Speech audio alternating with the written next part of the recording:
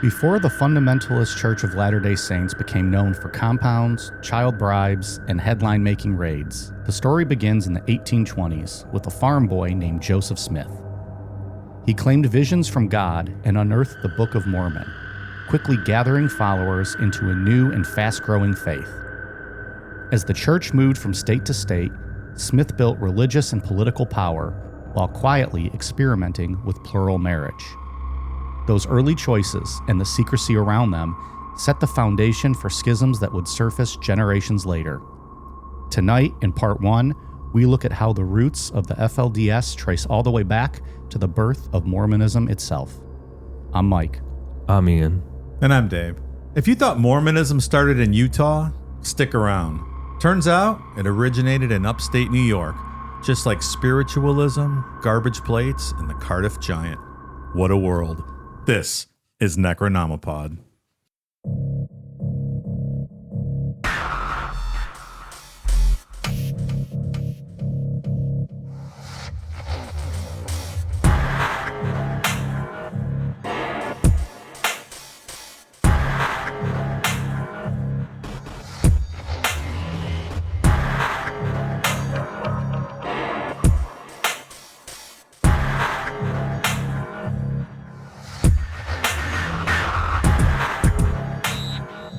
The holiday season's coming up. You got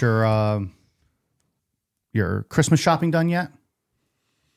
Getting started, but for anyone out there who wants to get a jump on that, in honor of the best day of the year, we are going to have a Black Friday sale over at necronomipod.com. Throwing those stickers up on the website. One sticker, $4, or 3 for $9. I can't think of a better Black Friday deal on the planet. People love those stickers. Yeah, always asking about them. It's not something that we always have up. 1 for $4, 3 for $9. Amazeballs. Sound like that old Mr. Allen commercial. 29 or 2 for 50. It's going to be amazing. And then over at patreon.com/necronomipod, we are having an incredible Black Friday sale of 10% off monthly and annual subscription. So you get 10% off an annual subscription or 10% off your first monthly subscription. First month of subscription if you sign up. Sale's going to run Black Friday through Sunday night. So 3-day Black Friday sale. Get them while they're hot. Yeah, those were popular last year as well. So we're running it back, as the kids say. A lot of good stuff on there. Tons of good stuff. There's like 9 paranormal eroticas on there. I mean, what could be better for the holiday season? Put those AirPods in, go do your online shopping, listen to Mothman fucking or whatever else suits your fancy. Yeah. 6 years of content. Just waiting to be listened to. Hard to believe. I got my 3 turkeys over the weekend. I'm ready to go. Nice. All right, look at you. And now we're about to start what Ian has called the last subject of 2025. Yeah. Wow. Yeah. Which is a statement because we're in mid-November. So we were going to do Warren Jeffs, which he's the Fundamentalist Church of Jesus Christ of Latter-day Saints. An all-around nice guy from what I recall in the news. Great guy. Because one of you guys wanted to do a cult or suggested, like, let's do a cult. So Warren Jeffs. But then I was getting into like his dad. I'm like, well, we need context for this. And context just turned into, all right, we're just going to do a whole show on Mormonism and we're just going to cover all of it. Got to go back to the start. Yeah. So yeah, that turned into a 2-parter turned into probably it's going to be like a 5-parter. Take us into our Christmas break. Yeah. Hot damn. So we're going to be here for 5 weeks on this stuff. We're going to be experts. What's the record? Did we do 6 on somebody? Was that Stephen Avery? Yeah. That's the bar right now. Yeah. This could beat it, but we don't need it to beat it. You know what I mean? That would be too much. You don't need it to beat it. Unlike the stickers and the Patreon subscriptions, no one's clamoring for 7 parts on this. Well, a wise man once said, beat it. Oh, I almost forgot when we were talking about the sale earlier. Patreon code. Use code BUBBA to unlock that 10% sale. Yeah. BUBBA. Code word BUBBA. You need the code. You need the code, discount code Bubba. But it will be available when you see like the posts and stuff. Yeah, when you go there, it'll be up. Like everyone can see the code on there. It's just- So if you forget it at this point, it's on you. yeah. Bubba. But put in the code. You'll be able to remember that. Unlock that special discount. Give it to them. Patreon content's going to blow you away. So we're just going to jump in because this is a long episode. I think this turned out to be like 15 pages. I think every episode is going to be similar to this. It's going to be a long one. Joseph Smith Jr. was born on December 23rd, 1805 in Sharon, Vermont. His dad, Joseph Smith Sr., bounced between farming and running small shops. His mom, Lucy Mack Smith, was very religious and taught the kids to pray and read the Bible. And here's the one thing with this. So, look, doing research on this, if you go on YouTube and you look for just videos on Mormonism, a lot of it, or the majority of it, is Christian channels or Catholic channels just like disputing everything that more, like just basically shitting on them. And like, I'm sure it is. Yeah. So it's hard to find like a neutral, just like, what is it? You know what I mean? And that's why we're here. One of the people I watched though was like an ex-Mormon, and he said that the family wasn't religious at all. But then when I was reading, this is what I read. You know what I mean? So I don't know. I could be wrong in that too. You know, I don't know. Blurry at some point. Yeah, a little bit. Who knew they came from the great state of Vermont, just like Ben and Jerry. Yeah, Bernie Sanders. Bernie Sanders. And maple syrup. It's good stuff going on there. No wonder they kicked these people out. I believe Calvin Coolidge is from Vermont as well, but then came up in Massachusetts political system. He looks like a Vermonter, I guess. Only I had a computer in front of me. Confirmed, Coolidge was born in Vermont. Nice. Is that a clap for Calvin Coolidge? Clap for Calvin. And Vermont. Hey, good on you, pal. You're born in Vermont. It's mutual respect, right? Yeah. So the family moved around trying to find better land and work around New England, moving from the Tunbridge Sharon area over into Lebanon, New Hampshire by 1811. In 1813, a typhoid fever epidemic hit the family, and Joseph, at the time he was 7, he ended up with a serious leg infection in his left leg. A surgeon was able to cut out the diseased bone without taking his full leg. How it's told is that Joseph refused liquor and kind of did it the hard way while his dad was holding on to him. Oh, what a guy. Well, now all these other preachers in their religion, they're going to have a leg up on Joseph. Jeez.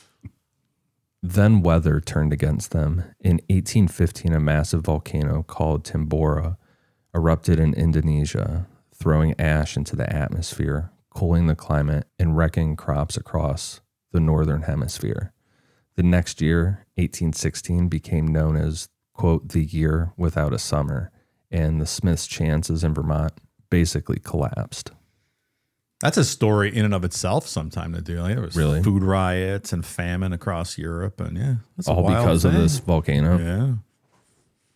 Perhaps a Dave's Lost story one day. Perhaps. That would be interesting. In late 1816 into early 1817, Joseph Sr. moved the family to Palmyra, New York.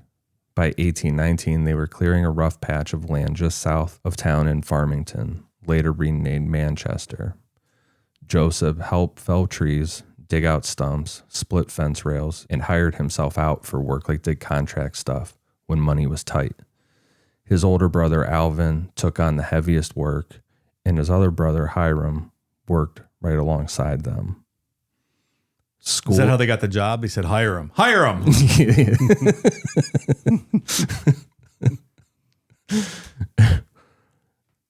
They didn't really go to school very much. You don't say.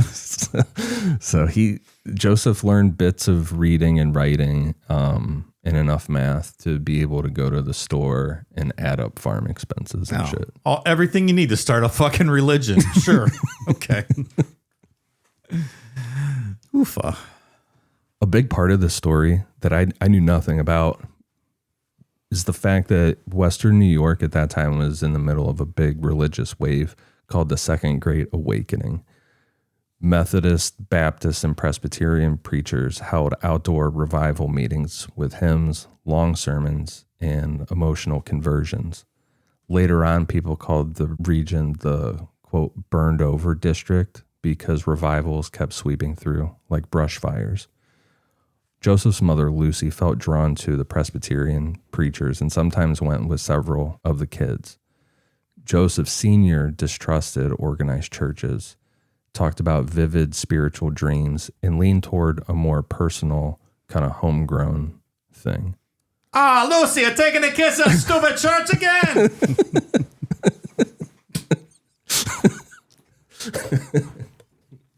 Around 1811 to 1813, while they were in New Hampshire and then moving toward New York, we don't know the for sure dates, Joseph Sr. said that he had a series of dreams that shaped how he looked at religion. In one, he found himself in a vast barren field with brambles and mud, searching for something, but not sure what. A guide figure appeared and led him through the waste to a narrow path. Following it, he came to a river and then to a, quote, beautiful tree, whose fruit he later said was, quote, desirable to make one happy. He saw a straight path with a rod to hold, leading from the dark field through mist toward that tree. He saw people pressing forward, some slipping away into darkness, some clinging to the rod and reaching the fruit. In another dream, he crossed over a narrow bridge above a deep gulf with barking beasts below. He was told to keep going and found safety only by staying exactly on the marked way. In another, he saw a large building full of finely dressed people laughing at those on the path heading toward the tree, and felt the pull between the crowd's approval and the quieter promise of the guide. Those dreams made him convinced that true religion was about holding to a straight path God laid out, not about joining whichever sect was, had the most charismatic preacher and whatever. All right, I'm with you. And who else had that fruit tree, the desire to make one happy? Who's that wicked woman, Eve. Yeah. Cast us out of the Garden of Eden. So tread lightly, fella. Can't trust women. No. Pull out a rib and make a woman, and look what she does to you. The other thing with Joseph Sr., he's into like the metaphysical stuff. Like later on, we talk about Joseph who gets like a hold of a stone that he starts like looking at that like gives him signs and shit. There's a lot of that going on with Joseph Sr., especially when we start talking about like the treasure hunting and stuff, like using what are like the sticks that you can use? Is it like the to find water? Yeah.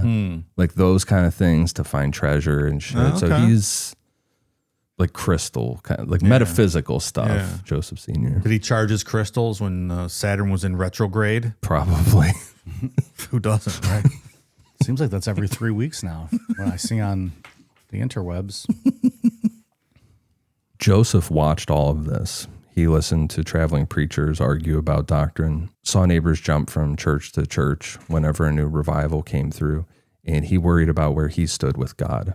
He later said there was a, quote, war of words among the different churches that pushed him to pray.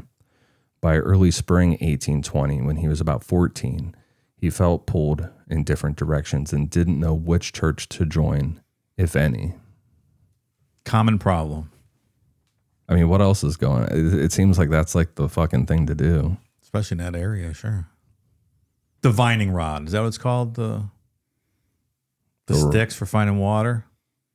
I was trying to think of it without Googling it. Yeah, I have no idea. I don't even know what you guys are talking about. Oh, and dousing, right? Yeah. But is that what you use, a divining rod to douse? I don't know. They use sticks to find water. Yeah. Yeah.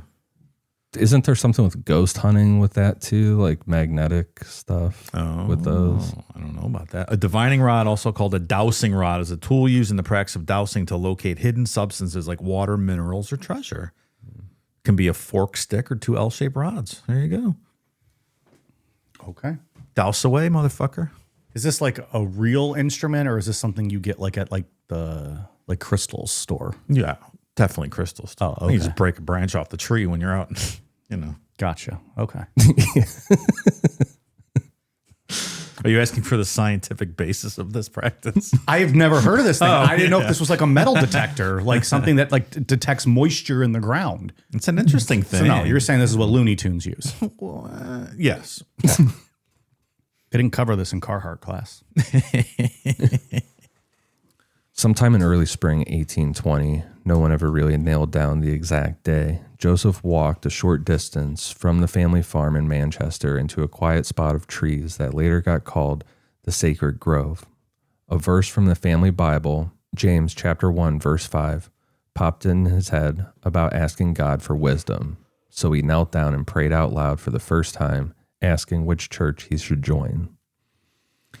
Joseph later said a dark, choking presence came over him, quote, pinned his tongue, and made him think he was, quote, doomed to sudden destruction. He started to panic and called on God for help. He said a pillar of light, quote, above the brightness of the sun, came down over his head, and the darkness left. Sounds like mushrooms or LSD, perhaps. In that light, he said he saw two beings standing above him who looked alike. One pointed to the other and said, quote, this is my beloved son, hear him. Joseph said Jesus Christ spoke to him, told him his sins were forgiven, as Joseph later wrote in an 1832 account, and told him not to join any of the churches because their creeds weren't accepted by God, and, quote, their professors were all corrupt. Well, that's true. Good call, Jesus. In some later tellings, he said, quote, many angels were present, but in the official 1838 history, he focused on two heavenly beings and the instruction to, quote, join none of them. That day or soon after, again, no firm date, Joseph told his mother that he had learned for himself that Presbyterianism wasn't true, and he took that as a sign that he shouldn't join any of the churches around him. He later told a local minister about this whole incident. The minister told him that the experience was from the devil and warned him to stop talking about it, like, Joseph, shut the fuck up. But I'm going to lock your ass up, son. burn you at the stake. Yeah. Joseph remembered neighbors mocking him when he talked about it, but still, he kept working on the farm and held on to this as a real experience. Yeah, how's Jesus today, Joey? Huh? Fucking nerd. Nerd. I picture when it was two identical, right? God and Jesus came down in front of them. Picture like the Spider-Man meme where they're pointing at each other. Right. They just needed the Holy Spirit, right? And get the full circle. By September 1823, Joseph was 17 and still worried about his standing with God. Late at night on September 21st, 1823, he said he prayed in his bedroom for forgiveness. According to some later accounts, an angel appeared to him. I've heard this pronounced two ways, Moroni and Moroni. I pronounced it moron eye. That's what this imbecile Joseph Smith is. I'm going to say Moroni. Sure. I like that better, but I could be wrong. I don't know. So the angel's name was Moroni. It appeared glowing with light and told him about a buried record on gold plates from ancient America. Moroni said the plates contained the fullness of the gospel as Jesus had taught it to the people of the New World. Joseph also said Moroni showed him in a vision the place where the plates were hidden, a nearby hill that later gets called Cumorah. You know, Mike had that vision. He got the Book of Cuck delivered, the Book of Cucking, but it was in the hill called Kamanya. That's exactly right. The next morning, September 22nd, Joseph went to that hill. He later said he found a stone box in the ground with the gold plates inside, just like he had seen in the vision. But Moroni appeared again and told him he couldn't take them home yet. Joseph said the angel gave him specific instructions and told him to come back to that same spot on the same day each year for further teaching. For the next 4 years, Joseph said he visited that hill annually. He wanted the plates bad. Like every time he came, he's like, I want these fucking plates. But each time Moroni sent him away saying he wasn't ready. He needed to go prepare himself more. It's so funny, sort of the juxtaposition of this. Like we've done that Elizabeth Clare episode where she goes to the hill in South Africa and the whole thing is a joke. Like this lady's an idiot, whatever. This is essentially the same moronic story, more or less. Yeah. And millions of people, follow this guy's teachings. Mm-hmm. I just wanted to say that. Got to shoot your shot. Yeah. Sometimes it sticks. Sometimes it doesn't. Like we could be in a world where Clarerism is a huge religion now. Right. Over that time that Joseph kept going back to the hill, he lived a normal life. Like he had the day-to-day struggles and financial stresses and stuff. And because of that, in 1825, he took a job in Pennsylvania on a treasure digging expedition.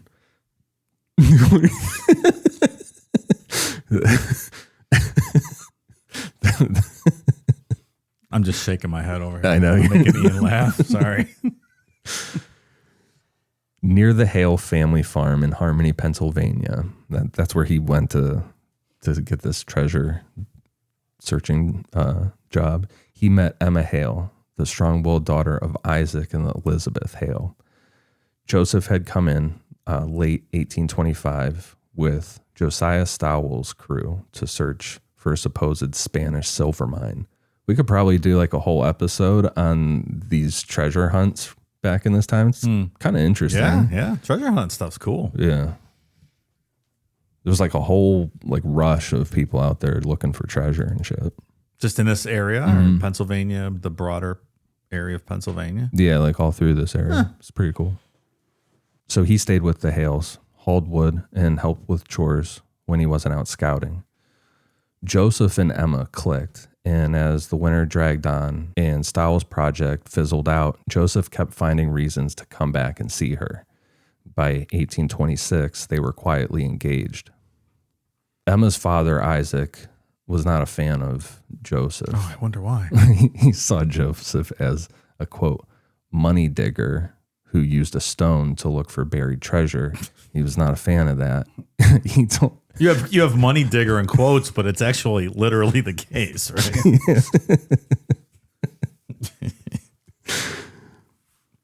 He wanted the treasure, the whole operation, like get off his land, and he told Joseph to give up this fucking stupid stone stuff. You should have just whooped his ass. Right? Beat the fuck out of him. Son-in-law of mine, motherfucker. Yeah. He had like this little stone that he would like really, really focus on to help find the treasure. Sure. Yeah. Okay. And so Isaac Hale told him, if you want to marry my daughter, you got to stop with the stone shit and like actually have a real job and like do stuff. Understandable. Joseph also did not have any land. We just said no steady job. So, he wanted someone who can support his daughter. In March 1826, a local hearing in South Bainbridge labeled Joseph a, quote, disorderly person for glass looking.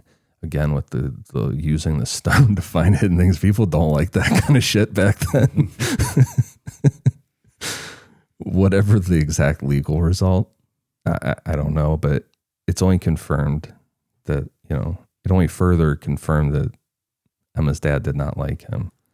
So he refused consent, refused to host a wedding, and warned Joseph to stay away from his daughter. I'm with Isaac on this. Smartest thing we've heard this whole episode. Right. I'm Team Isaac going forward here. Yeah. Let that be known. Joseph and Emma went ahead and got married anyway. With help from friends, they traveled to South Bainbridge, New York, and on January 18th, 1827, a local justice of the peace named Squire Tarbell married them. All right, let's just stop for a second and have a stroke and acknowledge that Squire Tarbell might be in the top 10 names that we've ever said on this show. That is fucking badass. Squire Tarbell. Yeah. I put that in there for you guys. You guys like the names? Yeah, that is cool as shit. That's a good name. I'd never heard a name like that before. No, it's amazing. I might retire Jimmy Igloo. I'm going to Squire Tarbell now. Yeah. That's pretty good. That's a pretty strong name. Later that year, after 4 annual visits to the hill, Joseph said Moroni finally told him the record was his to keep and protect. That's the golden plates. Oh, nice. Before sunrise on September 22nd, 1827, he left the Smith home in Manchester on foot. The night before, he had arranged with family friend Joseph Knight Sr. to borrow a horse and a small wagon, and he asked Emma to wait near the base of the hill. Joseph climbed alone to the stone box. Now that you brought up Elizabeth Clare climbing that hill over and over again, that's all I can think of. That's when she was fucking Akon. Yeah, Akon's going to land and give him the gold plates here. That's right. Do you have that clip? That convict clip? Convict. Man, we played that about 150 times. That was stuck in my head for weeks. Akon just got arrested or something in Georgia. Yeah, I saw his mugshot. I didn't see what for. I didn't either. I did not see that. I didn't know he was still really relevant. He might not be relevant, but he got arrested. Relevant enough that it pops up in the news when he's arrested, at least. Right. Joseph climbed alone to the stone box. He said that he had been visiting since 1823. Pried open the flat cover with a lever and saw the stack of metal plates and other sacred objects inside. He took the record and what he called the interpreters, 2 seer stones and silver bows attached to a breastplate, meant, he said, to help him translate the characters, because the plates, they're like weird kind of hieroglyphic things. Of course, yeah. They're not normal letters. In some later family stories, he took the plates first and came back shortly after for the breastplate and interpreters. In other tellings, he took everything at once. Who knows? Either way, he wrapped the plates in a linen frock, put them in a bag, and started for home. He said the plates were heavy. Witnesses who held them later estimated like 40 to 60 pounds. So instead of walking along the road, he cut across fields, brush, and fences. According to Joseph, some men had been tipped off while he's on this journey down. And he said that 3 of them tried to ambush him. He swung the bag to fend them off, knocked one of them down, sprained his thumb, and then kept going. Got away. What a tough guy. Yeah, right? Well, and it's strange that something so important that they've made him wait all these years to get, that Jesus or Moroni couldn't have dropped in and kind of helped him or fended off these attackers, perhaps. Picture him like a 90s sitcom fight scene when him and Moroni are back to back, like ready to fend off these evildoers. Yeah, come on. A little backup Moroni, or Moron Eye, as I like to call him. I guess this is pre-magic underpants, right? Because that would have saved them. Yeah. Yeah. Came up with that later. It's a future invention. To throw off anyone else who would be following him, Joseph hid the plates in a hollowed-out birch log on the hillside, then circled back to Emma in the wagon. A short time later, he returned to the log, grabbed the plates, and laid them in the wagon, covering them with cloth and loose boards. When they got to the house, Joseph came in, all super fired up, yelled out, quote, "Mother, I've got the plates." Mother, I've got the plates. But these aren't plates that we're going to eat on. Well, he put them down. Is that the... I didn't catch the Agin voice at first. Mother, we've got some new plates we're going to use now from Jesus. You better put those plates back, Eddie. Those plates are for you.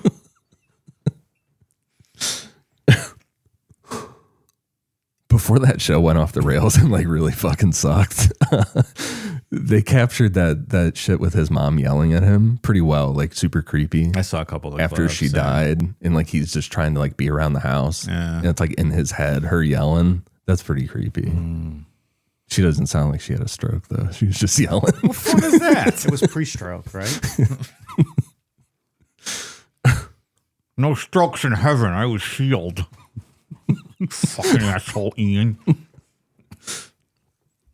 So Joseph has these plates, and he put them on the table, but he wouldn't let anyone show them yet. He wouldn't let anybody see them without the cloth.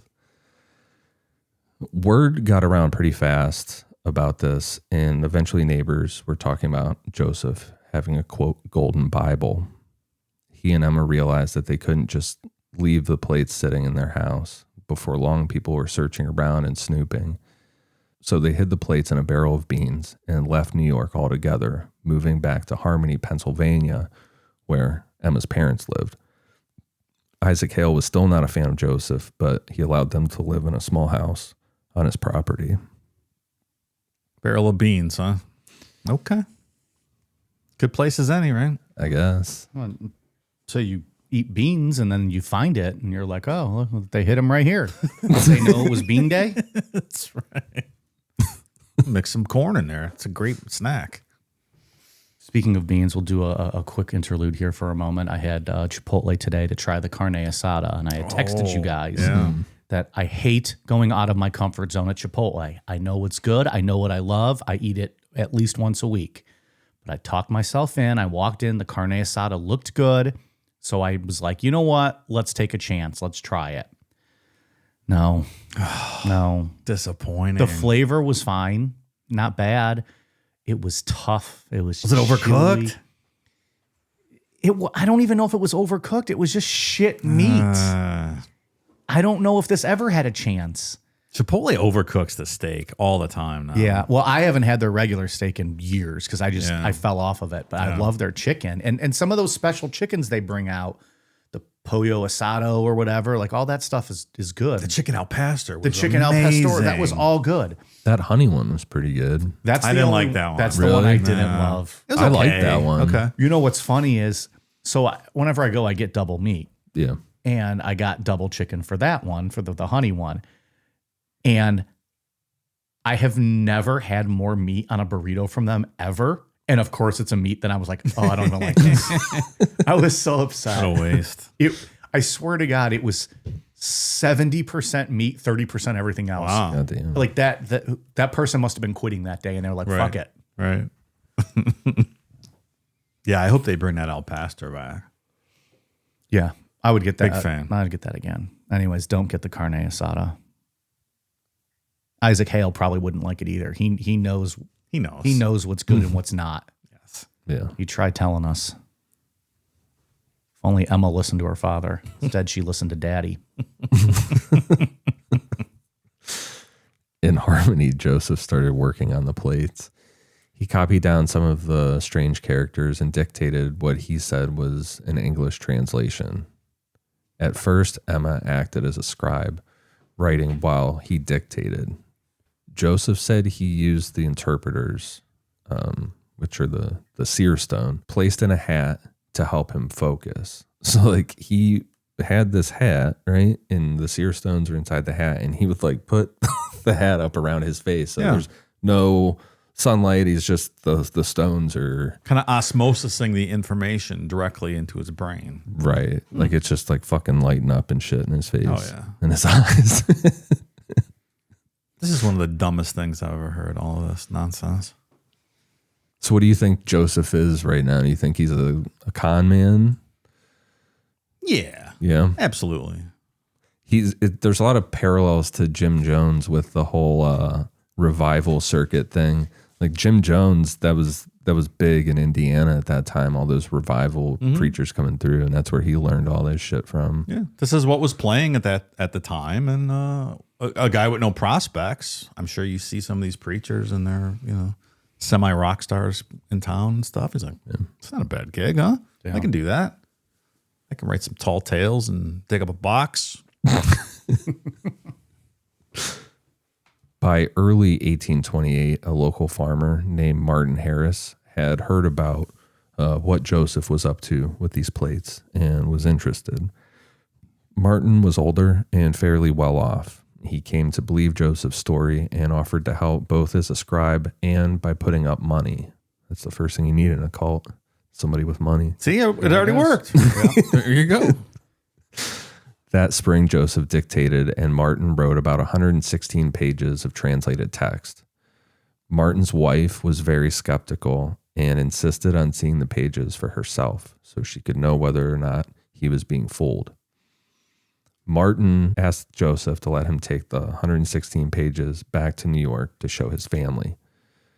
Joseph said no at first, but after praying about it more than once, he reluctantly agreed and let Martin take the manuscript. Martin took the pages home, showed them around, and then they vanished.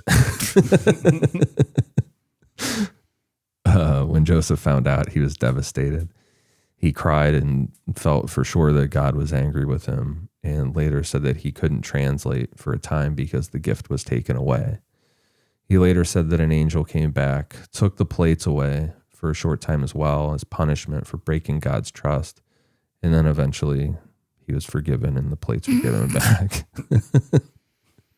Was the angel that came back more on you this time? Yeah. More on I. He's not coming back. More on you.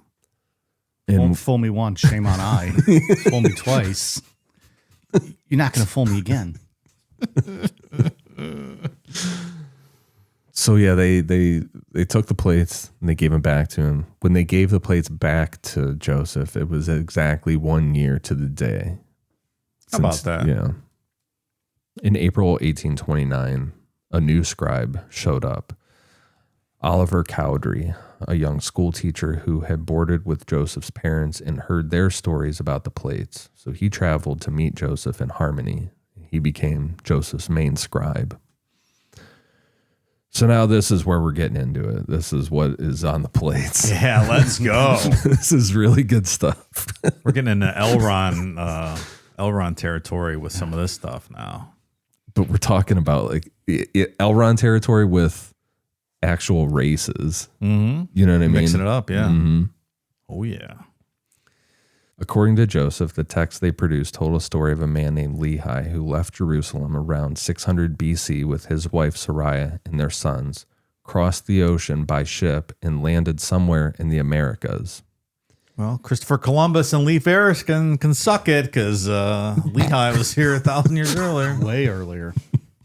2,000 years earlier.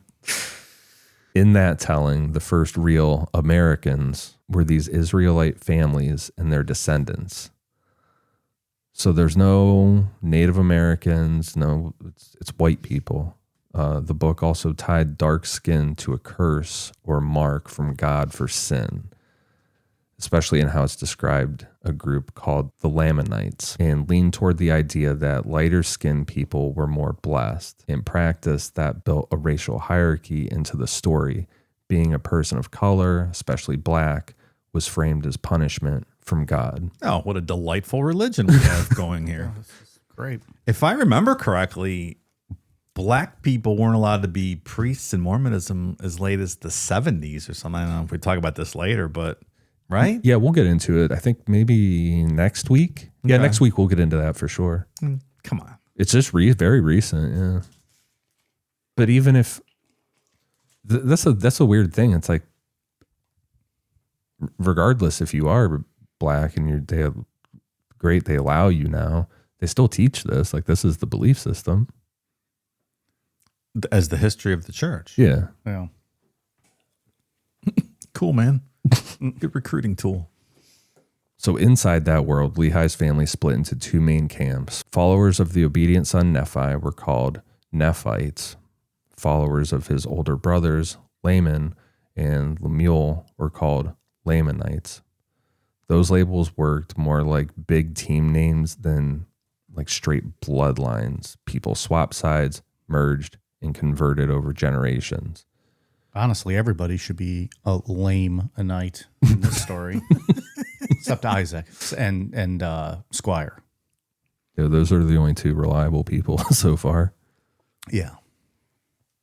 Squire can do no wrong, honestly. He could do anything in this story, and I'll be like, nah, that guy's all right. He fucks. I agree with you on this one. But I guess the spoil here is that we're not white people in Jerusalem in 600 BC, correct?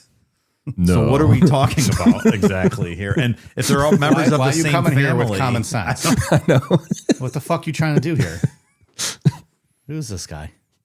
and so his family split into darker and less darker groups from the same family, though. It's kind of muddy. I don't know. Okay. Should go to the next board meeting and ask. Like, hey, I just need you to fill in some holes for me here. I have some questions. That's right. The narrative ran through centuries of wars, sermons, kings, all kind of shit.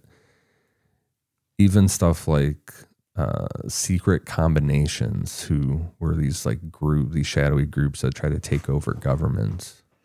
At one point, the text said some Lamanites converted, laid down their weapons, and took a new name, and their curse, or having dark skin, began to change as a sign of their righteousness. So it can be reversed. It's whitewashing history now, huh? Is this what Michael Jackson did? Is he a Mormon? Stop calling me lame. Did we just break news?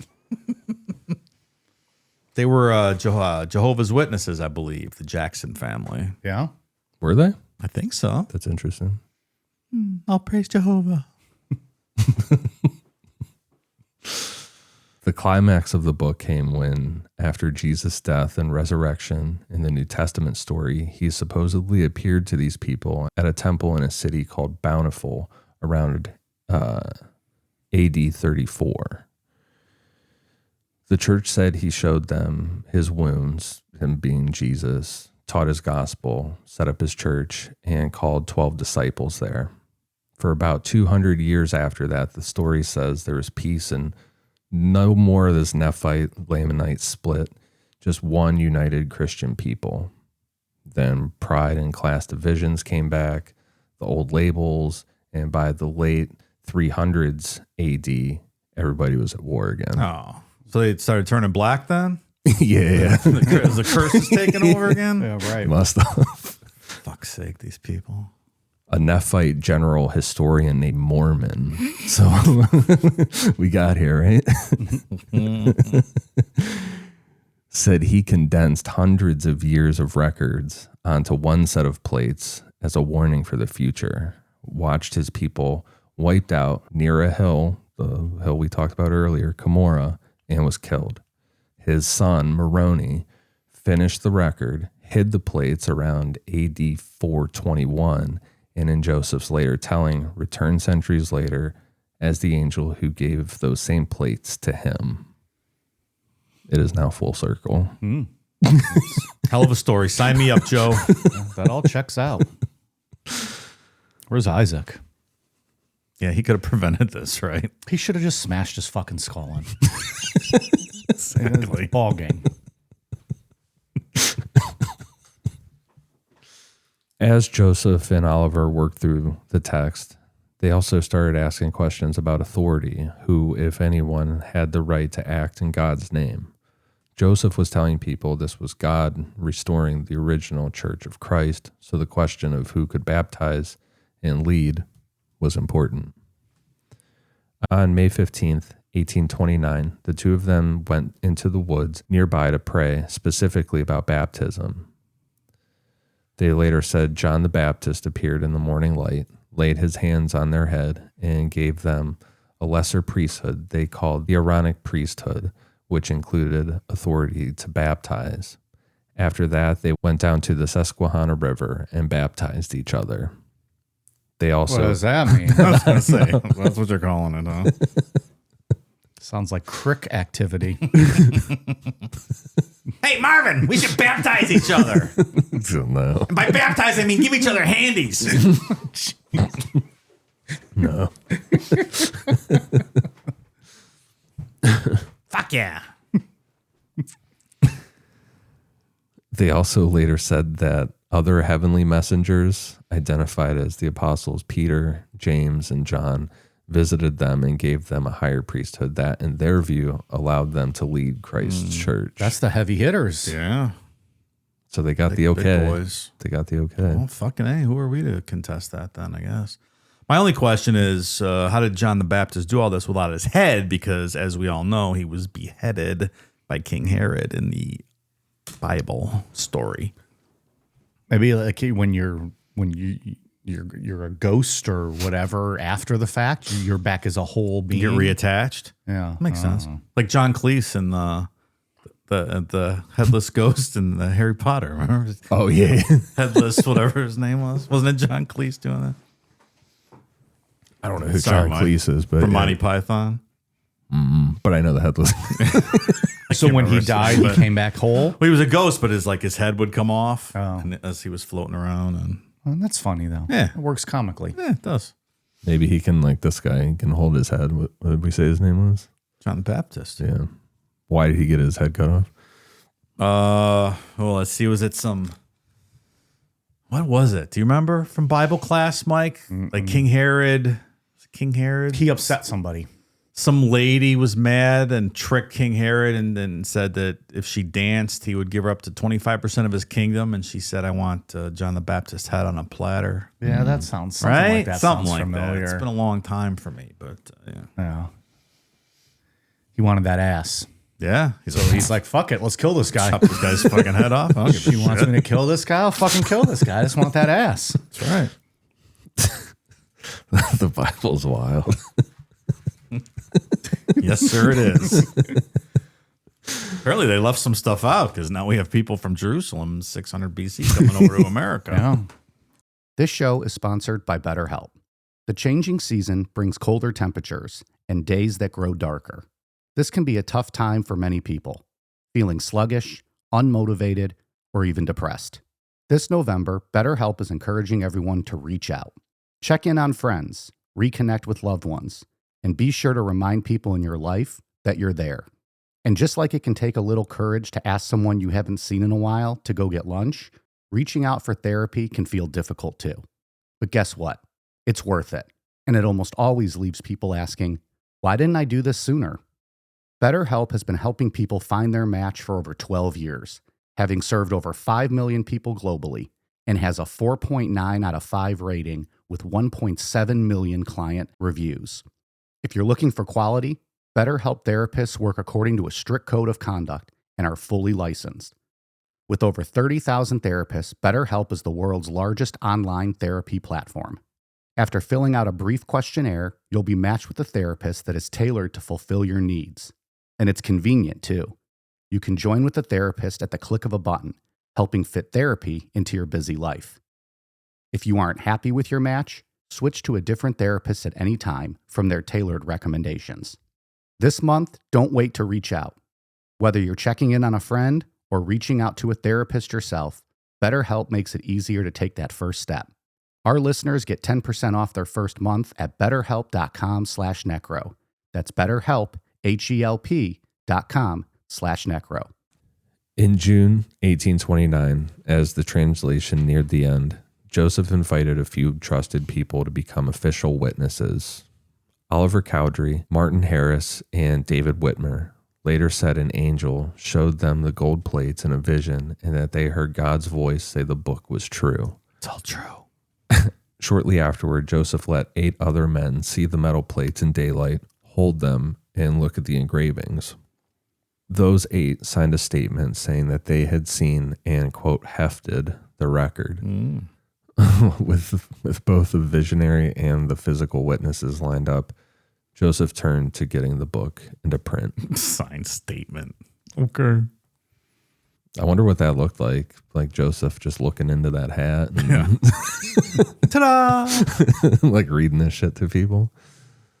So that summer, he arranged for the Book of Mormon to be printed in Palmyra. Martin Harris mortgaged his farm to pay for the printing costs. Remember, he was that well-off older guy. So he's all in on this. Clearly. By early 1830, printer E.B. Grandin and his crew were operating hand press and turning out copies. The first printed books, titled The Book of Mormon, went on sale March 26th, 1830 for $1.25 each. People in town reacted in all different kinds of ways. Some mocked the idea of a new scripture from buried gold plates like this. Oh, why were you mocking that idea? It seems solid. Others were curious enough to buy a copy and see what Joseph had to say. On April 6th, about a week after the book's release, Joseph and a small group of followers formally organized what they called the Church of Christ. They met in the Whitmer family log home in Fayette, New York. Joseph and Oliver were recognized as the presiding elders. Legally, they only needed 6 men to form a religious society, but about 50 people showed up. So Joseph's doing pretty good right away. His book caught people's attention. The group saw this as God restoring Jesus' original church with Joseph as his prophet. Almost immediately, they started sending missionaries out.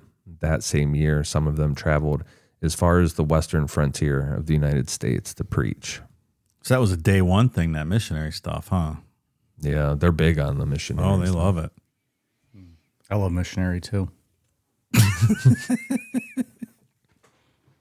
Have you guys seen the Book of Mormon musical? No, I've wanted to. It's very funny. Haven't, whenever it's been around, just haven't made the effort. The first time you see it, it's really funny. I mean, it's good, but you can't replicate that when you've already seen it the second time. But the first time, I was just laughing my ass off the whole time. Yeah, it's very funny. That's kind of like with stand-up comedy too. Like once you see like the special, it's like you don't really want to go back and see it. Right. It's not like music where you want to see the greatest hits. With comedy, like you just want new, fresh stuff, right? You don't want to see like the people do their same routines. Yep. The missionaries had a lot of success in Ohio. So there were a lot of people coming into New York from Ohio. So Joseph figured, and this is dictated to him in like a revelation. Everything's a revelation from, but he and one of his scribes have this revelation, and this scribe is Sidney Rigdon, that they should, quote, go to the Ohio, go there and set up because, like I said, the missionary work is doing really well in Ohio. Apparently my parents got that same revelation because here I am these years later in the Ohio. A lot of the members in New York had an issue with just uprooting their lives and going to Ohio. So on January 2nd, 1831, at a conference in Fayette, Joseph dictated a longer revelation in front of everyone. Like I said before, it was just him and that scribe, and they're like, oh, we had this thing. Now he has to do it in front of everybody because no one's listening to him.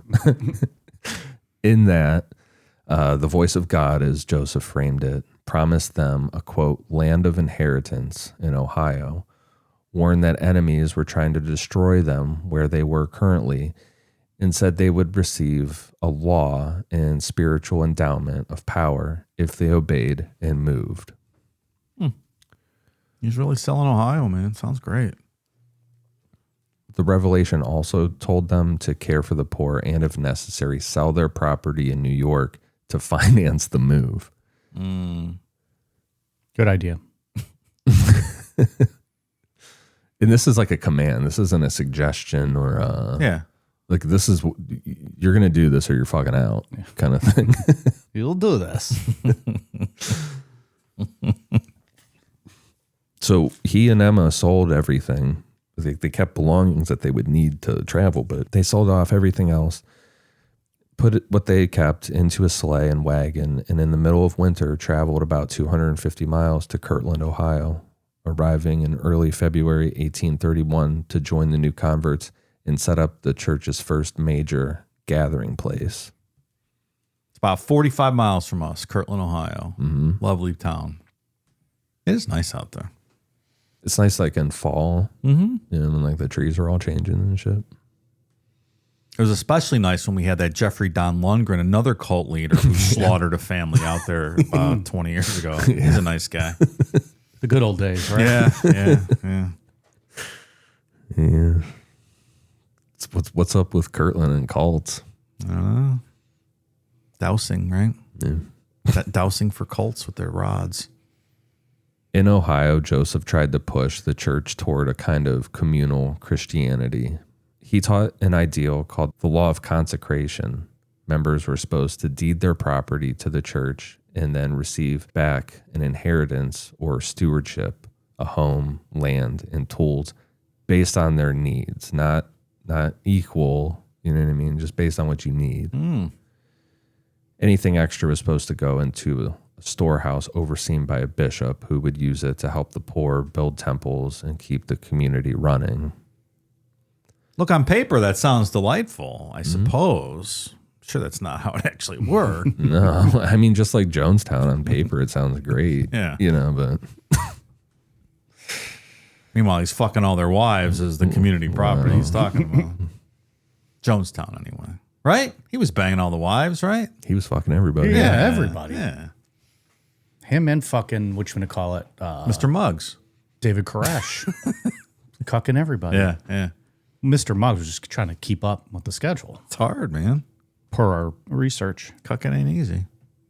Every call, man. Everybody's fucking. It's the bottom line. Except for Heaven's Gate. They went the other way. They went extreme and castrated themselves. Well, it's always an outlier. Yeah.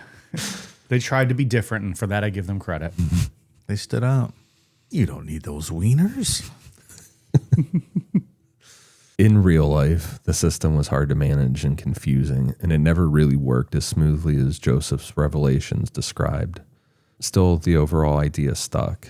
They should gather, sacrifice, share resources, and try to make sure nobody in the community was left without basic needs.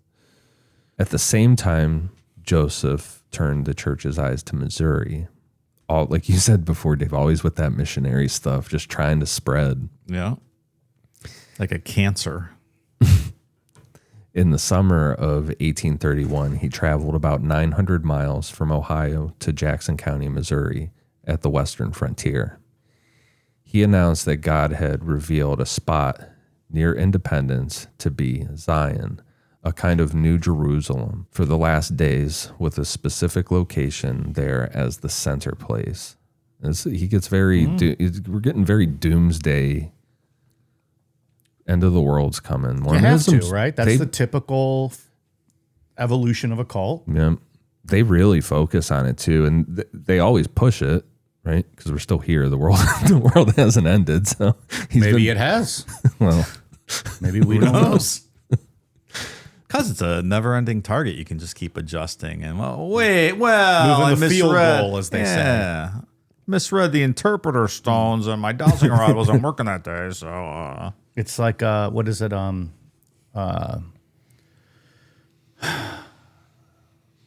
Charlie Brown with the football. Yeah, right? absolutely. That fucking bitch just keeps moving the football every goddamn time. Exactly. Is her name Lucy too? Lucy. Another Lucy. yeah. Lucy, why you moved the football? Fuck her for that, by the way. She was a bitch. That needs to be known. She needs a cunt punt. Like one time, he should just come by and boot her right in the head when she tries to pull the ball away. fucking- Oh, sorry, the ball moved. I missed. Oops. Enjoy that CTE and just walk away. She's like twitching on the ground. Ooh, wouldn't that be a dark Peanuts? I like to see that one. In the background, Snoopy's just sleeping on top of his dog shed. Couldn't be bothered. Maybe it was just all his dream. He was dreaming that Charlie fucking snapped. Punted Lucy in the face. You can make a creepy pasta out of that. Ooh, I think we just did. Something real dark. Yeah. That's pretty good, huh? That Great, fucking something really fucked SpongeBob one you guys made me read. Yeah. That was so fucked up. That's a great one. Squidward. That was called Squidward? Squidward. Yeah. It was like suicide, right? Yeah. Yeah. Ugh. Patreon.com/Necronomipod. So Joseph said this area in Missouri for Zion, he said that there would be a future temple built there and a carefully planned city would grow around it with orderly streets, homes with gardens, schools, church buildings, and workshops. His drawings of Zion are actually very, very impressive. Oh. Like he sat down and like fucking mapped this thing out. Like it had to have taken him years. I would think. To like the sketches are, Yeah. they're very impressive. Not bad for a semi-literate farm boy, right? Yeah, I would say so. I don't even know how long it would have taken him to do that. And Maybe they were in the box with the tip plates. maybe. Or one thing that I learned that was pretty interesting about his mapping of Zion, out in Utah, a lot of cities, like the streets and stuff, are based off of Joseph Smith's map of Zion. That makes complete sense. Yeah. I think some parts of Salt Lake City are as well. It's kind of interesting, little tidbit. Sure.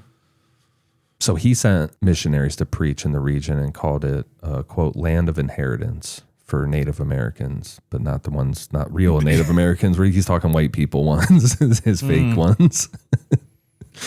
And expected believers from the United States and abroad to move there so they could live with, quote, the pure in heart. By mid-1833, around 1,200 Mormons had gathered in Jackson County. You could imagine people in Missouri are not a fan of this. Hundreds, just said 1,000, over 1,000, mostly northern religious, Nut jobs. yeah, really moving in from the north. They're not going to be a fan. I don't imagine they would have been, no.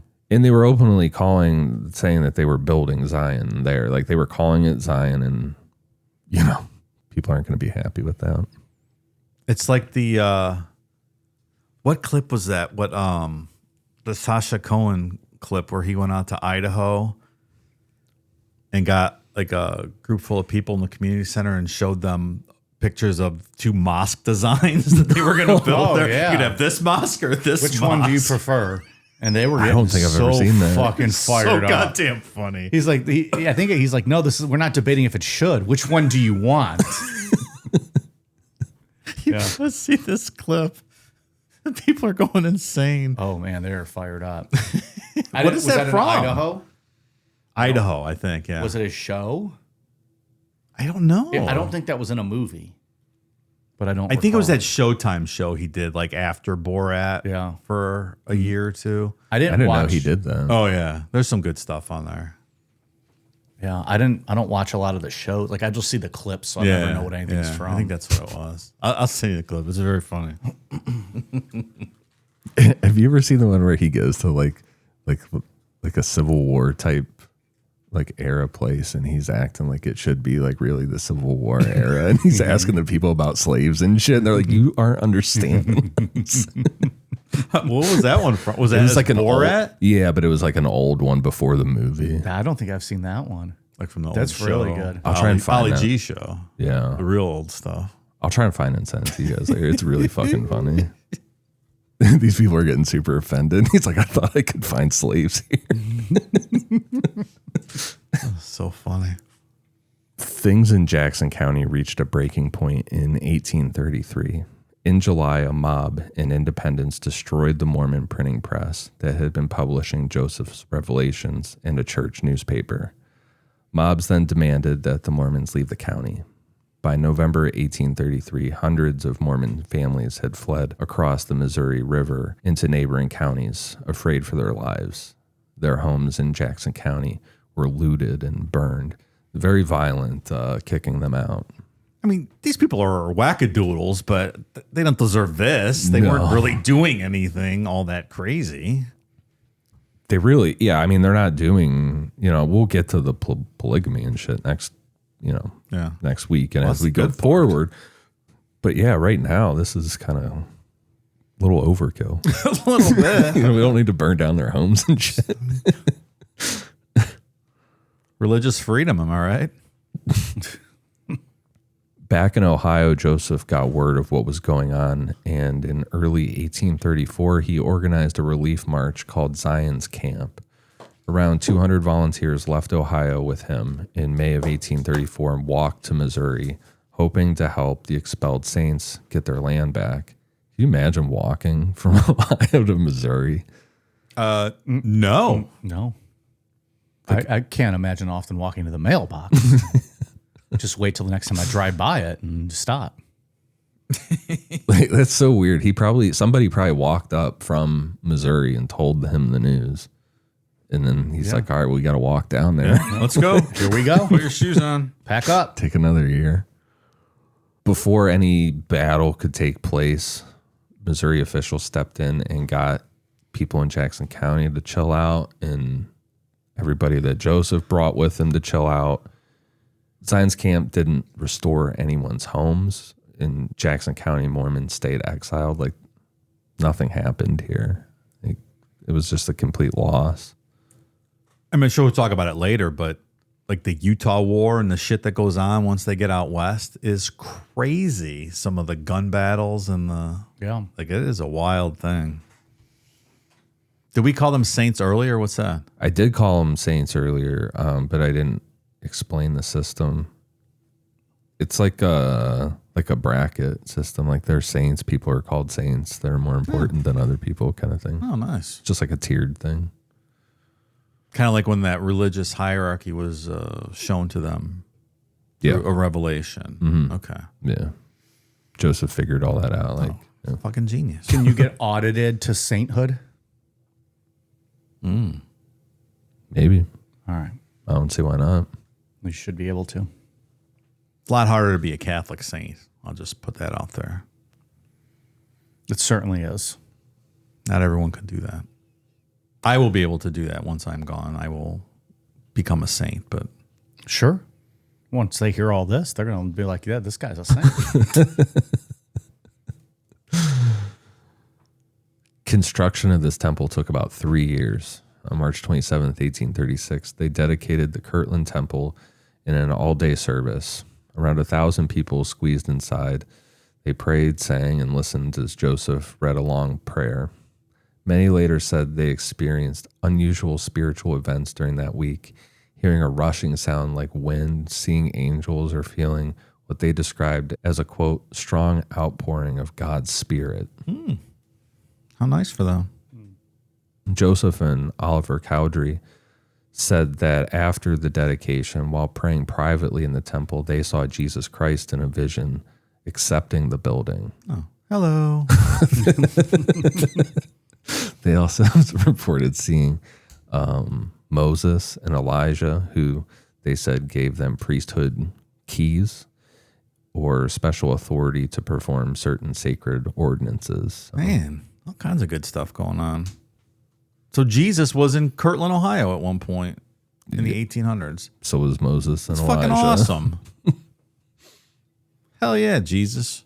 We ought to put up a monument or something. We should on that very spot. Maybe there is. I don't know. Why don't you go check that out next time you're out there? All right. So we talked about all the fighting that went on in Missouri.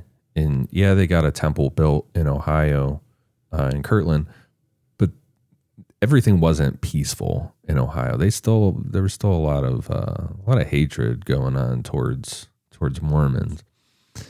In one specific incident on the night of March 24th, 1832, while Joseph was staying in the John Johnson farmhouse in Hiram, Ohio, a mob of roughly 12 to 24 men, some angry former members, some neighbors, showed up.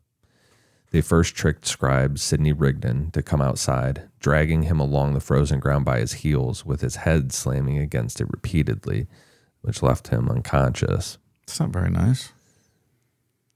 Then they rushed into the room where Joseph was sleeping with infant twins that they had adopted.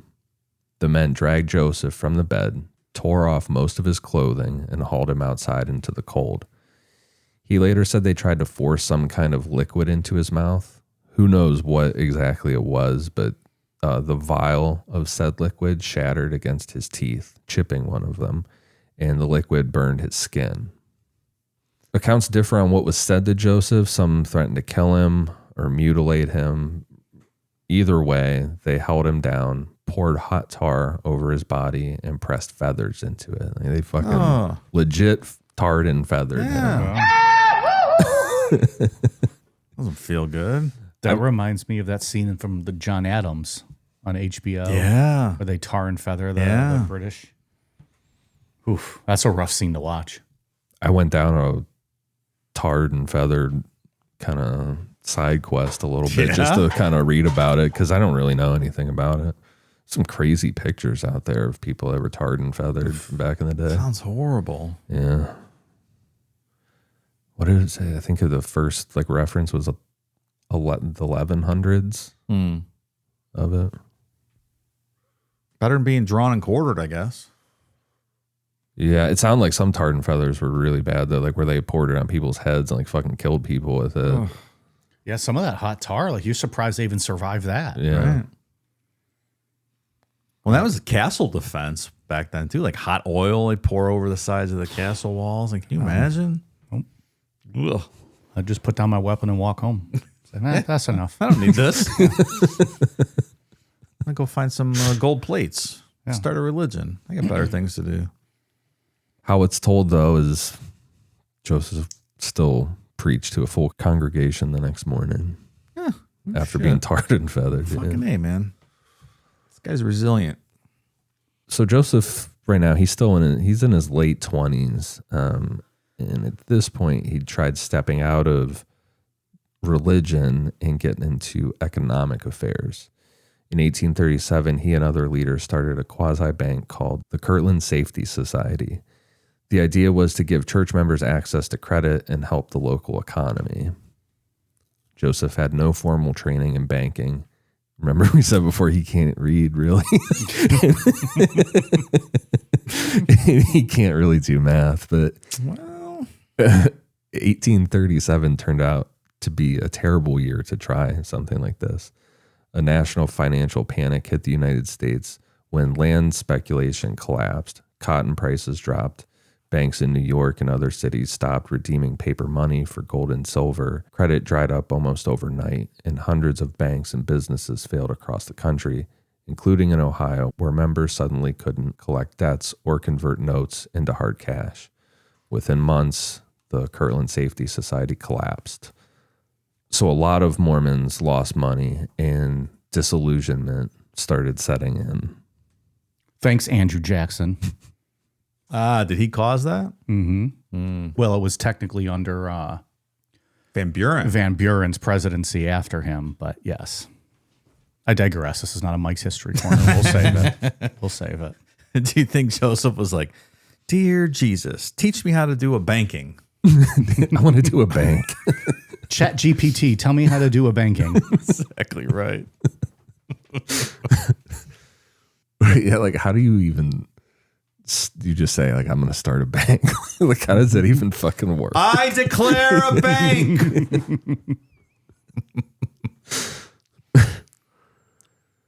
Some once very loyal leaders turned against Joseph. Men like Oliver Cowdery, who had been there from the fucking beginning, like the main scribe, and David Whitmer, one of the three witnesses, accused him of leading the church astray.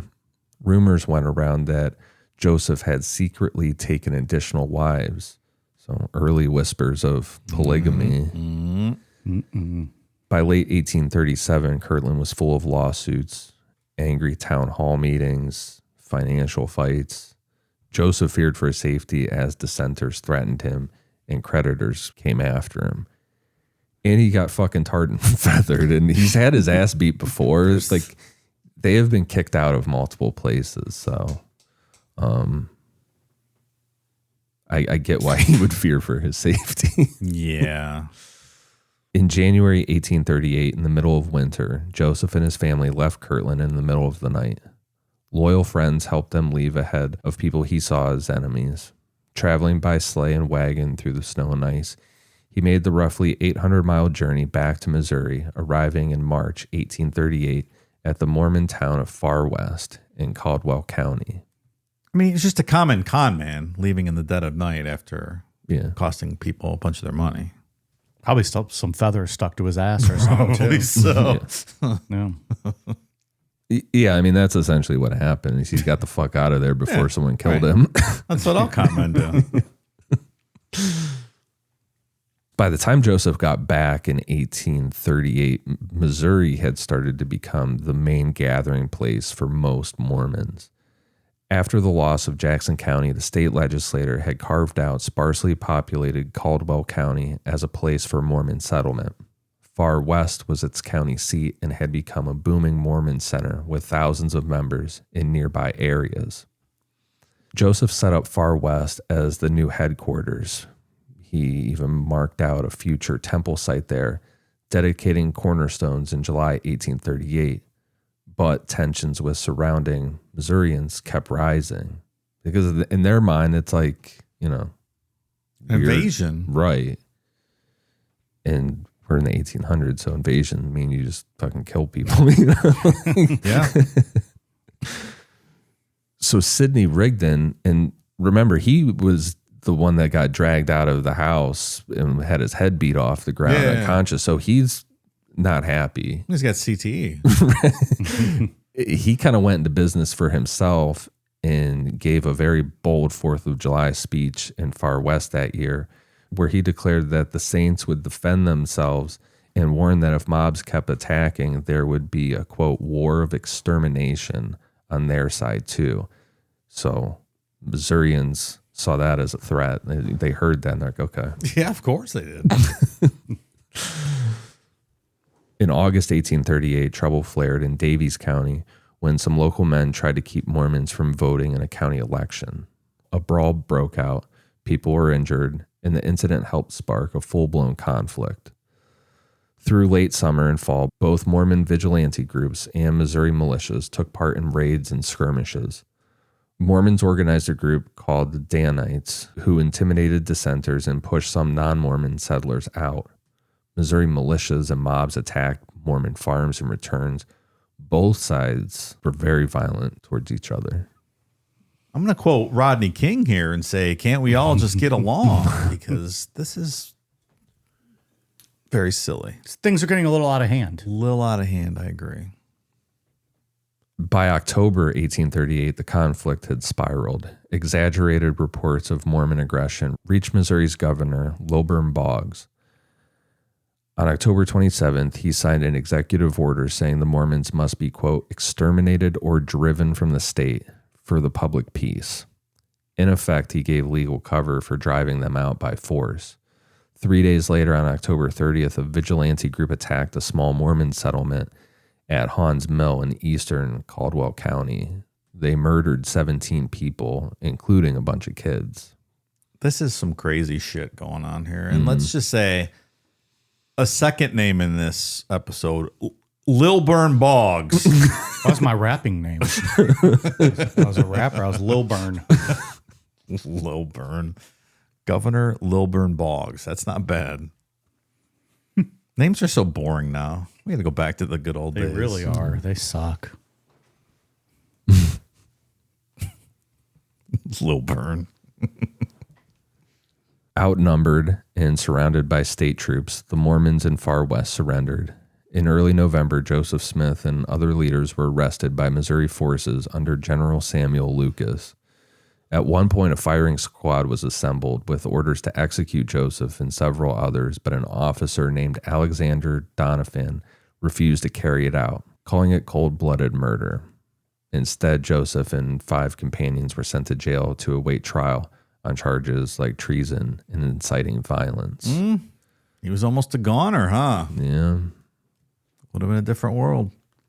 Which, I mean, good on that guy stepping in. There's no reason to fucking kill him. Yeah, jeez. Like, why is he getting the firing squad?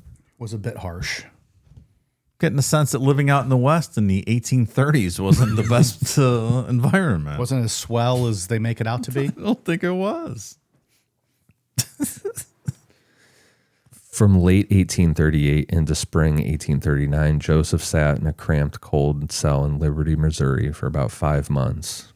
He wrote letters from jail about suffering, faith, and leadership that later became scripture for his followers. Where was Maroney? He couldn't come with some jail cell keys or something? I don't think it works like that. He's spewing magic everywhere One would else, think. but except when you need some real help. Weird. Meanwhile, around 8,000 Mormon men, women, and children were forced out of Missouri under the extermination order. Many crossed the Mississippi River into Illinois in the dead of winter, suffering from cold, hunger, and disease. People in places like Quincy, Illinois, took pity on Mormons and offered them shelter. So now they're going to start branching off into Illinois. They spread fast. Yes, they do. Yes, they do. In April 1839, Joseph was moved from Liberty Jail toward another county for a hearing. During the transfer, his guards allowed him to escape, whether out of sympathy or bribery, it's debated, but he soon rejoined his people in Illinois.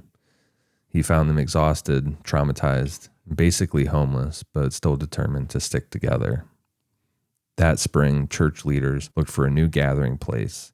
They found a swampy piece of land on a bend of the Mississippi River called Commerce in Hancock County, Illinois. Joseph felt that this could be another Zion. Oh, nice. How the fuck do you jump? What was he on? Shrooms? No, 1839. Like how do you escape from some guards and then make it back with your group of people without cell phones or shit? You know what I mean? Right. Like, how did he know where to go or what the current situation was? Yeah. Oh, Maroney probably told him. Well, that's true. Guide me, Maroney. I mean, moron I. The church bought land there and soon renamed it Nauvoo, a name he said meant beautiful in Hebrew. The ground was low and malarial, and many settlers became sick, including Joseph. It's fucking gross area. They dug drainage ditches, filled in swampy areas, and built log cabins and small homes as fast as they could. And this area started growing fast. In late 1839, Joseph to Washington, D.C., hoping to get federal help or compensation for what the Saints had lost in Missouri. President Martin Van Buren told him, quote, "Your cause is just, but I can do nothing for you." Pretty sure he said something similar to slaves, too. That's right. Now, fuck off. Yeah. Congress also refused to do anything, so Joseph went back and focused on building up Nauvoo. You know, I heard a fun fact today. I was listening to Hashtag History podcast, and they did a fun facts kind of brief bios on all the presidents. And I know this, but I always forget that Martin Van Buren is the first American-born president. Every other president was born under British rule. Okay. That's a good fact. Yeah. Just an interesting little tidbit. What number president was he? 8th. So take that to your next cocktail party. Not 8th. Yeah. 7th was Jackson, 6 Quincy Adams, 5 Monroe, 4 Madison, 3 Jefferson, 2 Adams, 1 Washington. Yeah, I guess that's right. Well, he was early. Yeah. He tied himself to Andrew Jackson early on, and Well, because I was counting the other way. Lincoln's 16. It doesn't seem like there were 8 between them. yeah, because you get a lot of quick one-termers in that whole area. And like William Henry Harrison dies in 30 days. That's and what it is, yeah. Polk was quick. Zachary Taylor, we did a Patreon show on him. Cherries and cream, Cherries yeah. and milk. And it's a hit Mike's History Corner. And then Millard Fillmore, Good old Millard. Franklin Pierce, James Buchanan, Abe Lincoln. We skipped some in there. There's more, but yeah, it goes quick. A lot of one-termers in that time period. Van Buren also, a one-termer. He was done after that. He was not very good. He got his ass kicked by Tippecanoe and Tyler, too. Nice. Anyways, this is not about that. This is not what we're discussing tonight. In December 1840, the Illinois legislature kind of gave Joseph Smith a big break in as far as growth and like kind of legitimizing things. But it didn't come out of nowhere. John C. Bennett, who had just joined the church and was also the Illinois State Militia's quartermaster general, helped Joseph draft the charter and personally lobbied in Springfield, working both Democrats and Whigs. Lawmakers knew Mormons were bringing a big, concentrated voting bloc into a swing state. Both parties hoped to win those votes, so the bill passed with broad bipartisan support, and Governor Thomas Carlin signed it on December 16th, 1840. The Nauvoo Charter looked a lot like other big city charters on paper. Chicago, Springfield, and others also had broad municipal powers, but Nauvoo's version bundled a lot together that was unusually strong.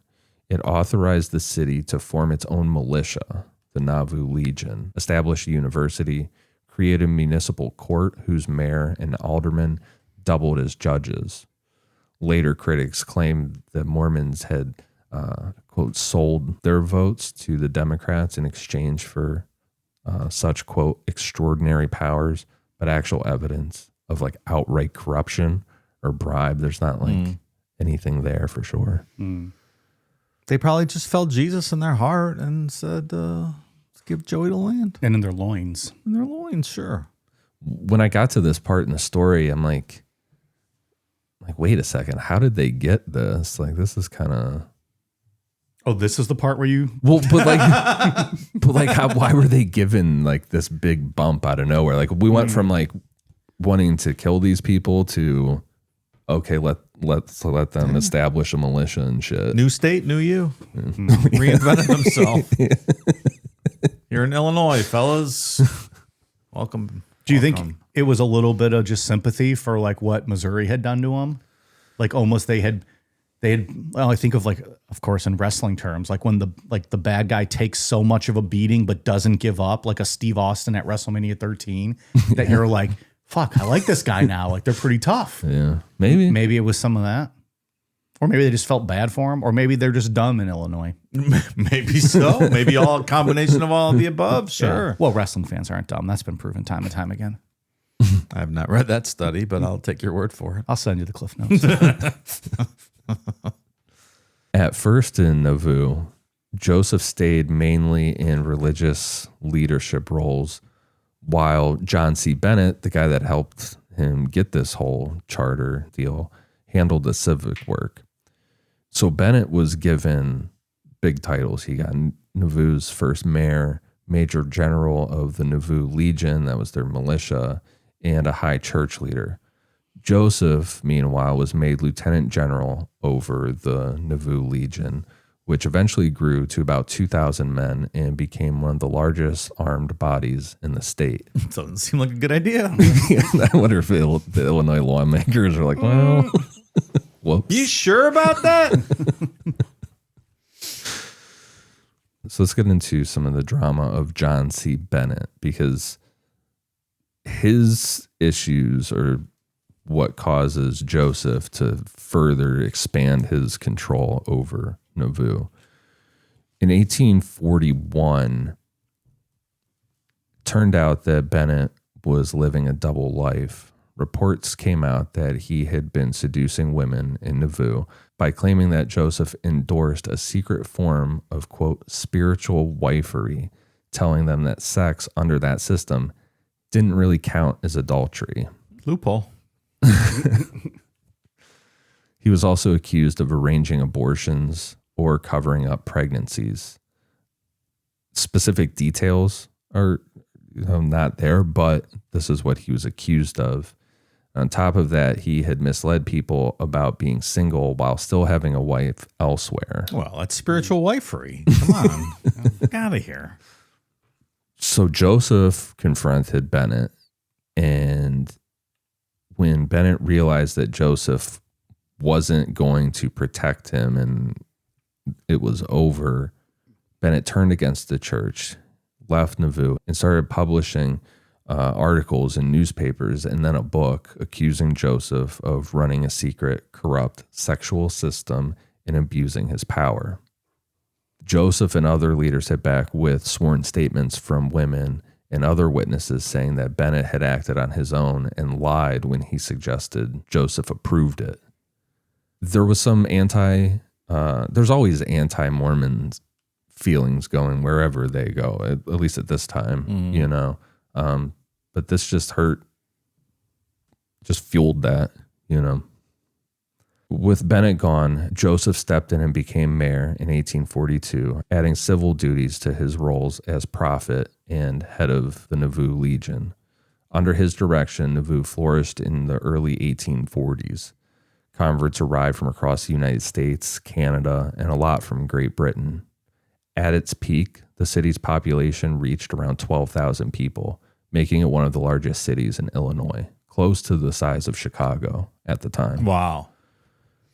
They had it was a full working city, and the center of it was this planned Nauvoo temple. He's always been wanting this temple. He got it in Kirtland, but had to leave it. Temple's his thing. I get it. Everyone needs a thing. Work on the temple went on for years. Before the temple was finished, Joseph started teaching new doctrines and introducing new rituals. He kind of starts like this is where he starts getting loose with things, kind of like God starts giving him some. But wait, there's more. Yeah, some more colorful. Sure. Not commandments. Whatever they are. Happens to the best of them. Yeah. I'm Joseph Smith for. But wait, there's more. So he taught that members could be baptized on behalf of dead relatives. He called it baptism for the dead. So those spirits could choose to accept the gospel in the afterlife. He tied this into what he called the plan of salvation, which said everyone would eventually get a fair chance at salvation, even if they had died without hearing the Mormon message. Oh, that's nice. Yeah. Like a second chance. So it's if someone you loved had passed, you can gift them baptism. Much like during this Black Friday sale, you can gift someone a subscription to patreon.com/Necronomicon. And if you use code Bubba, you get 10% off. So do what Joseph Smith taught us to do. Pay it forward, even to beyond. That is great advice, sir. That's much better advice than Joseph Smith gave everybody. Well, I speak with Isaac and Squire and what's the other guy's name? Talbot or whatever the fuck his name was. We already forgot. Tarbell, right? Tarbell. I was close. Tarbell. Fucking awesome. Isaac, Squire, and Tarbell. That's our Mount Rushmore of part one. He could have been a power lifter. They call him Tarbell the Barbell. Would have been his name. And they could have. I know. Missed opportunity. Connected to that was the belief that family relationships could continue after death. Joseph taught that marriages sealed by the right authority could last for, quote, time and all eternity, not just until death. That made temples super important because he said those sealing rituals had to be performed there. So it's not till death do us part. It's forever.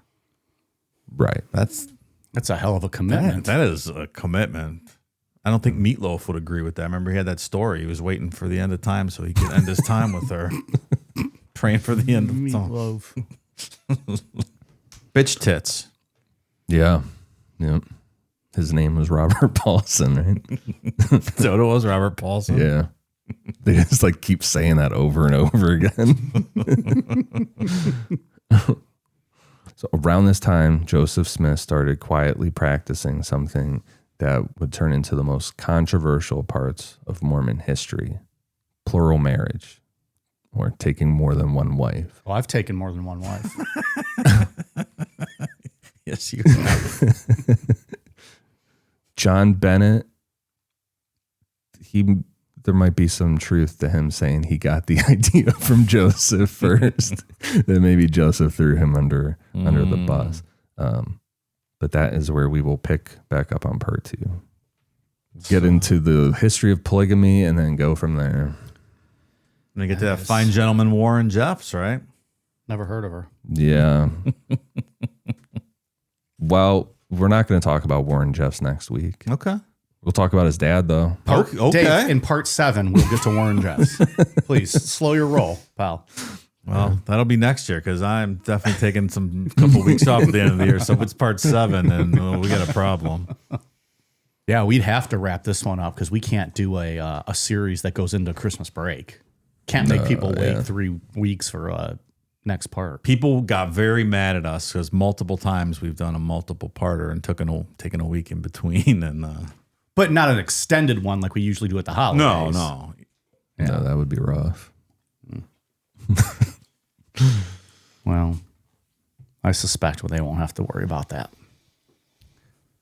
Okay. Anything else, Ian, that we should cover that you found with related to part one? I know we got a whole fuck ton to get to, so. I don't know if we're going to talk about it next week or not, but there's always that like space, that, like UFO aspect of Mormons because like heaven, like they get into like the universe a little bit. I don't know if I'm going to get into it next week very much, but that idea comes from where Joseph started getting all into the end of the world kind of stuff, like apocalyptic, that Zion, wherever they built Zion, it would literally, like in the end times when everything's fucking blowing up and shit, Zion would like break off and just like shoot up into the universe And like, survive. yeah, of course. Yeah. Well, part of it's where they can get their own planet, right? There's all kinds of wacky shit out there, so that's fun stuff there. Yeah, so we'll get into all that more next week. That stuff. Put on your magic underpants and fly to your own planet. Fucking amazing. Yeah. I'll sign up for that religion. Yeah. No, I won't. I'll sign up for that. I'm not going to do any tomfoolery, but shoot me off into another planet. Yeah, next week we're going to focus a lot on polygamy. All right. Yeah. We're going to get to Joseph's. We'll do Joseph, his vision, or God telling him that was the way to do it. Well, Joseph doesn't have much time left, correct? No, he is almost out of here. Short for the Boy. short time. Isaac finally gets him, right? Don't spoil it for me, but I'm hoping Isaac gets him. Just a fucking shovel right to the neck. And then we have to talk about like the U.S. government still pressuring them to stop the polygamy, and then that's when we'll start heading towards Warren Jeffs because there's a lot of Mormons that aren't a fan of getting rid of polygamy, and that's where the outliers they start forming their own branches of this. A cult within a cult. Yeah. Can you imagine how exhausting it would be to have to deal with more than one wife? Dude. I mean, honest to God. No, for real. Awful. Ian's like, no, fucking for real. This sounds terrible. Oh, What was the documentary I started watching? I mean, my God.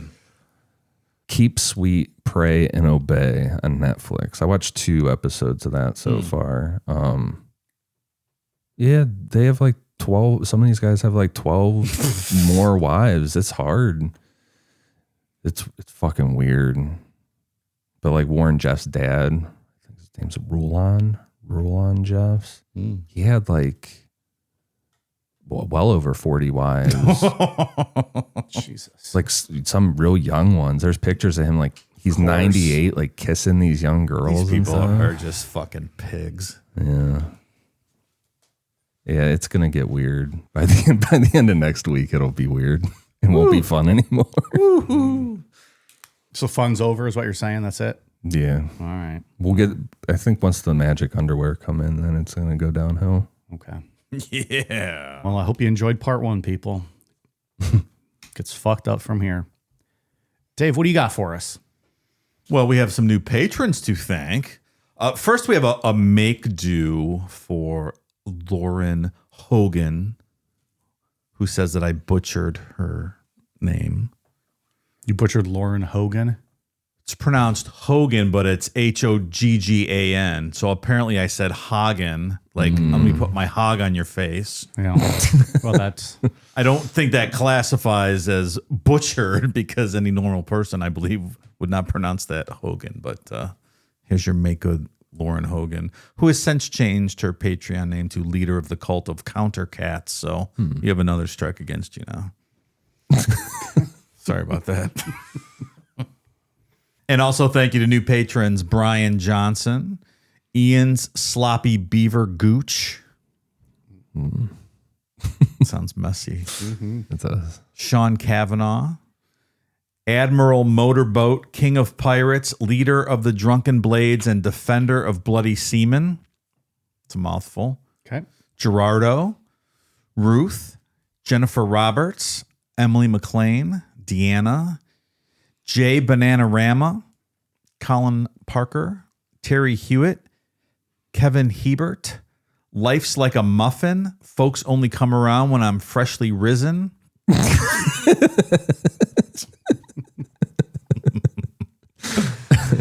Chris Lee, B, Monica Burdett, Declan F'd my mom vicariously by Mike cucking my dad.